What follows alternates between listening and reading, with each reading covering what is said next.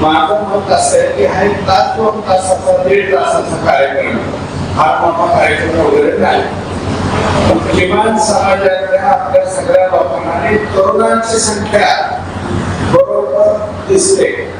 आणि कोण या कार्यक्रमाला आलाय, जो स्वतः उत्पादक आहे, जो स्वतः चेअरमन आहे, जे स्वतः दूध काढताय आणि लोकांमध्ये डेअरीपर्यंत घेऊन जातात.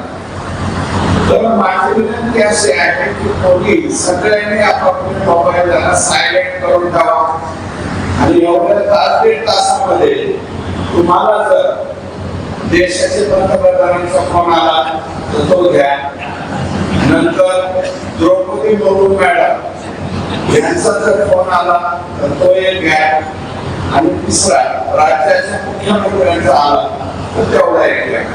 या 3 व्यतिरिक्त कोणाचा फोन तुम्ही घेऊ नका.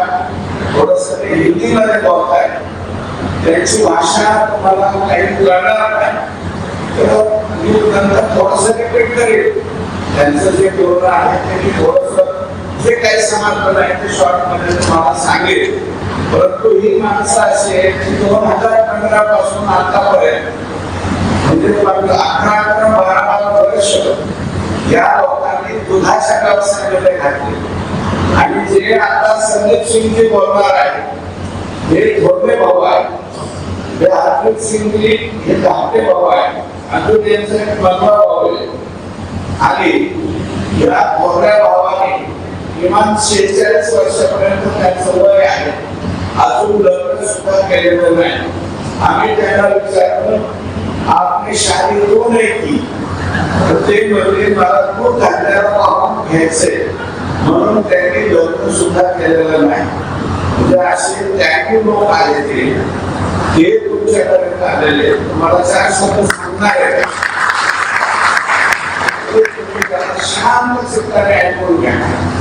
कुठंतरी बायकोचा फोन आला म्हणून उचलला, का बोल रोज फोन काय असतो का बोल काय चाललंय येणारी काय आलं याच्या पलीकडे मला आपण माणसं फोन नसतो.